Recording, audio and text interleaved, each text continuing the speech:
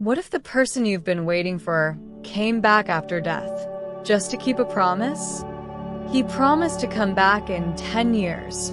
She waited, but time forgot them both.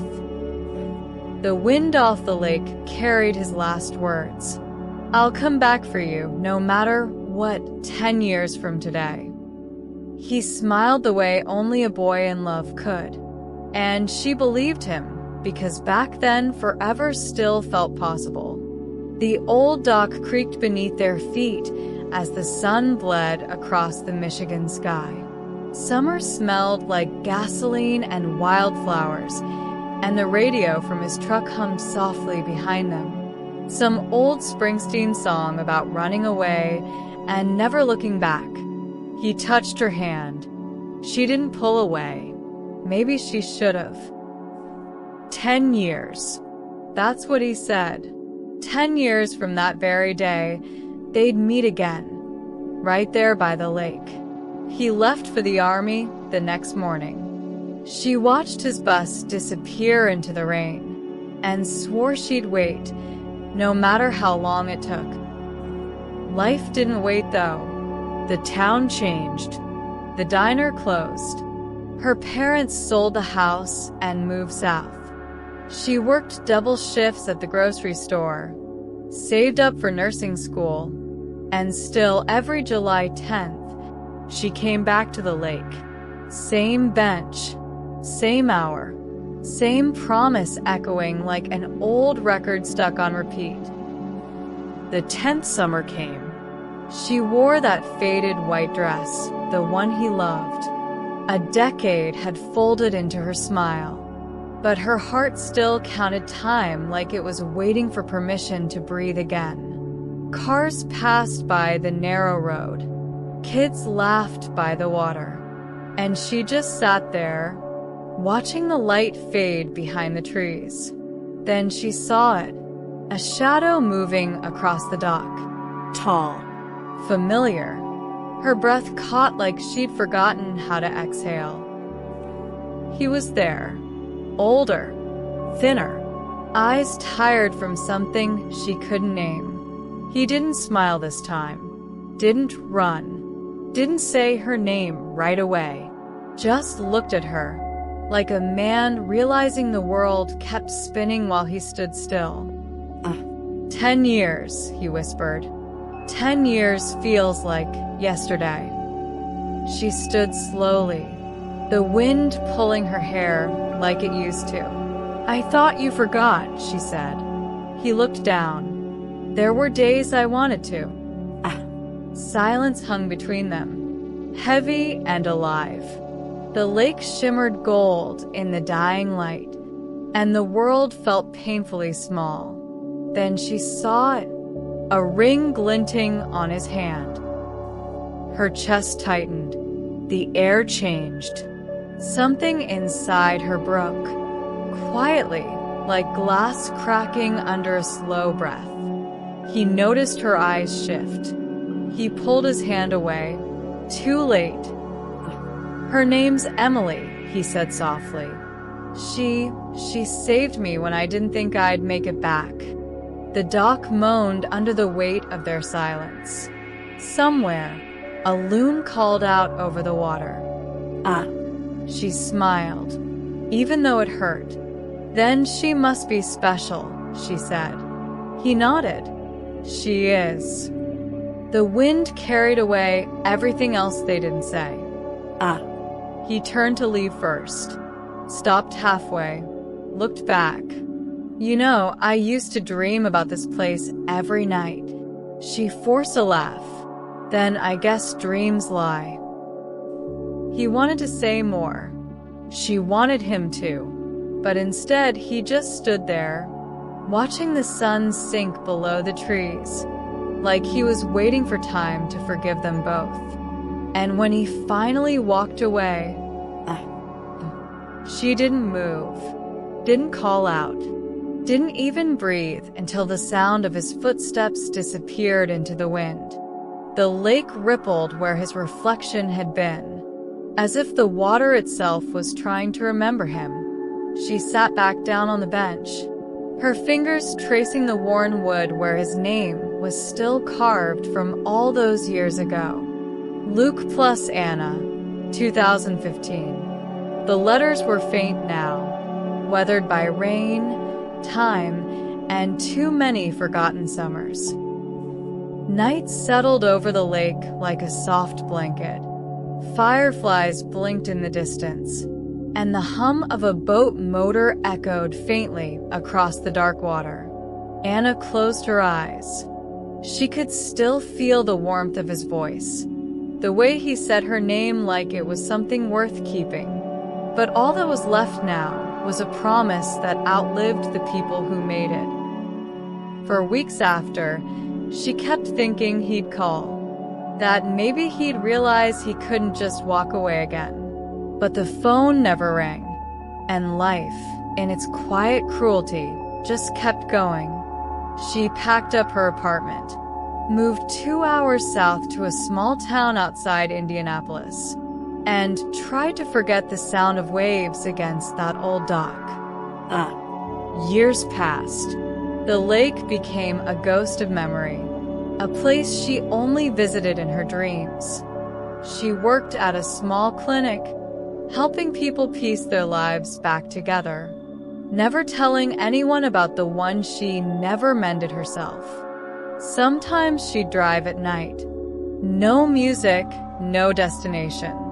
Just the sound of tires on empty roads. And sometimes, when the rain hit the windshield just right, she swore she could hear his voice again. 10 years, it would echo. 10 years feels like yesterday. She'd grip the wheel tighter, her eyes burning, and whisper into the darkness. It feels like forever. Then one fall evening, while sorting patient files at the clinic, she came across a name that froze her in place. Luke Harrison. Same handwriting. Same uneven signature. She blinked. Heart pounding. Date of birth. Military service. Married. Emily Harrison. Her breath caught. The record was marked deceased 2 months ago. She dropped the file. The papers scattered like broken wings across the floor. For a long moment, she just stood there, staring at his name. The name she'd whispered into the wind for years. Outside, the sky was turning orange with sunset. She walked out of the clinic, her hands shaking, and drove without thinking. Back to Michigan, back to the lake. The road looked the same. Even after all this time, the old gas station was still there, half boarded up, and the smell of pine still hung in the air. She parked by the water, got out slowly. The dock was gone, washed away by storms years ago. But the bench was still there. She sat down, closed her eyes, and for a moment, it was like time folded in on itself. She could almost hear him again, that same voice, low and steady in the wind. 10 years, Anna. Her lips trembled.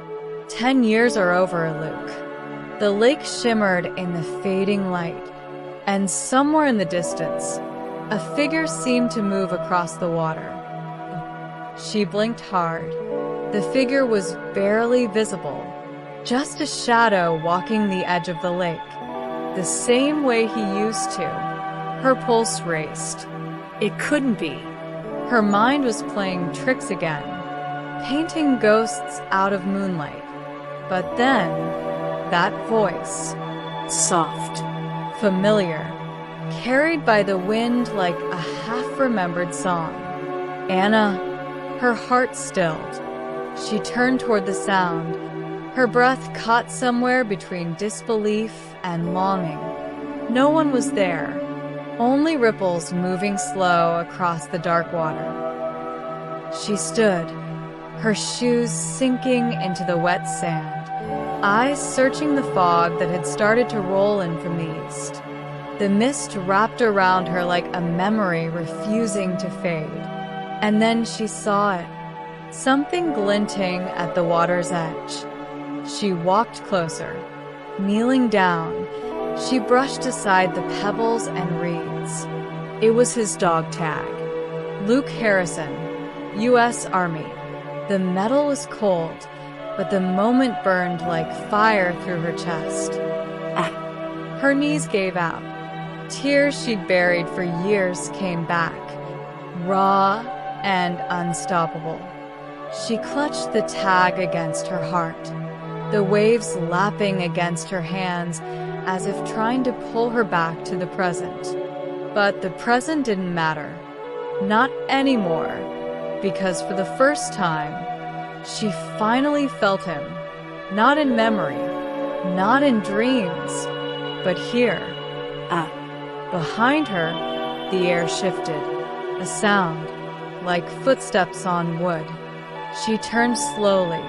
The dock wasn't there anymore, but the sound kept coming, each step echoing faintly, closer and closer. The wind lifted her hair.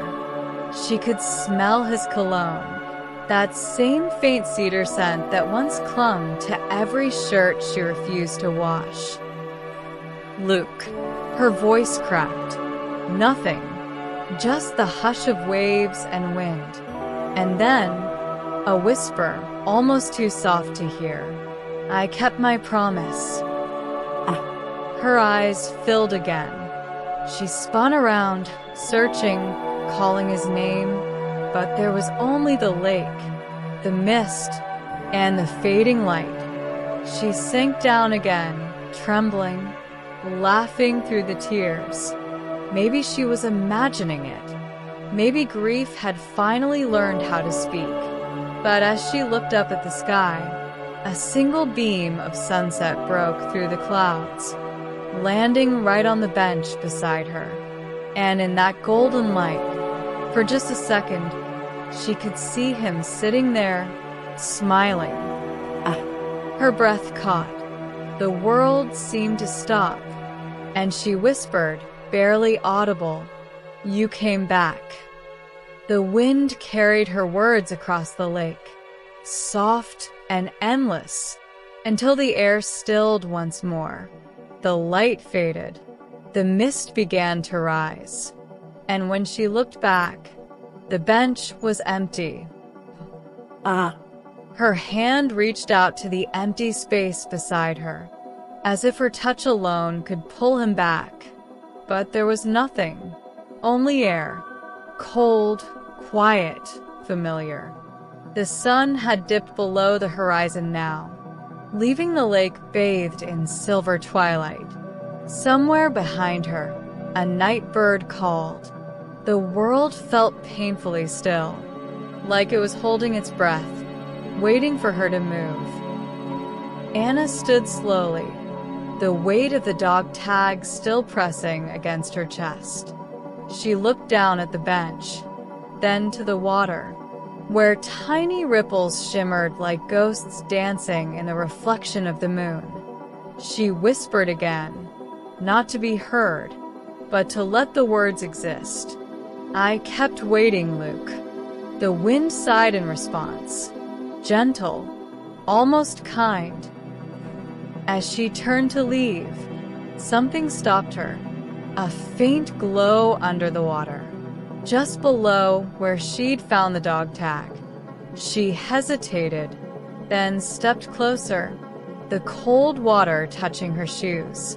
The glow pulsed softly, almost like a heartbeat.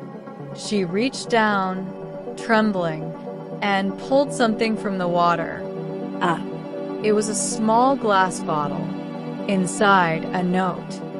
Folded, old, sealed with rust around the edges. She broke it open carefully, the paper damp and fragile in her hands. Her eyes scanned the faded handwriting, and her breath faltered halfway through the first line. If I don't make it back, I still came home to you.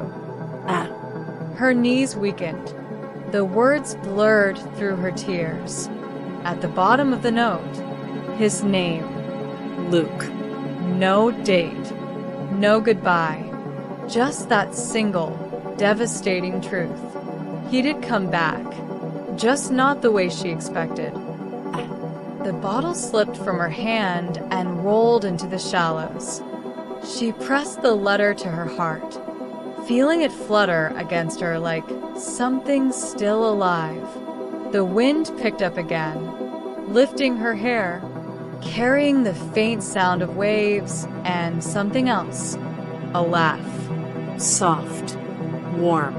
His. She looked up toward the horizon. The stars were beginning to appear, one by one, the same way they had that last night 10 years ago. She smiled through the ache, eyes glistening, and whispered, "Then I guess you never really left." Somewhere out on the lake, a small ripple broke the surface, as if someone had stepped into the water, one last time, and for just a moment, she could swear she saw him again, walking across the reflection of the moon, his hand reaching out toward her. Her breath caught, every part of her frozen between wanting to run and never wanting to move again. The figure was clearer now, a man walking across the water, his boots barely disturbing the glassy surface. Moonlight fell across his face, and for a single, impossible heartbeat, it was Luke. The same gentle eyes, the same half smile, the same look he gave her the day he left. She took one step forward, then another. The lake's edge kissed her ankles, cold and electric, but she didn't stop. He lifted his hand, slowly, like he was reaching for her through the air that separated the living from the gone. Her lips trembled. Her voice broke into the wind. "Luke, if this isn't real, please don't let it stop." The reflection shimmered. The figure seemed to flicker, like light caught between two worlds. And then, a sound, barely audible, but it reached her like a heartbeat. "I never left, Anna." Her tears fell freely now. The lake mirrored every drop like tiny stars sinking into its surface. She wanted to run to him, to close the space that 10 years and a lifetime had carved between them. But as she stepped closer, the figure began to fade. The water rippled, the moonlight scattered, and in an instant, he was gone. She stood there in silence, the world still humming with the ghost of his voice. The dog tag glimmered in her palm. She looked down at it, then at the lake that had taken everything, and somehow given her this one impossible moment back. She knelt in the sand, drew a small heart with her finger, and buried the tag inside it. Then she whispered, soft enough for only the night to hear, "Rest now, Luke. You came home." The wind shifted again, gentle this time, brushing past her cheek like a final kiss. She looked up. The clouds had cleared. The moon sat full above the lake, bright, endless, unblinking. And for the first time in 10 years, she didn't feel alone. Anna turned away from the water, her shoes wet, her hands trembling, but her heart quiet. Behind her, the waves moved softly, and somewhere deep beneath them, a faint shimmer glowed one last time, as if someone was finally saying goodbye. The drive home was silent. No radio, no noise, just the low hum of the tires rolling over cracked Michigan roads. and the soft rhythm of her breathing, steady but fragile. Every mile between her and the lake felt heavier, like she was leaving something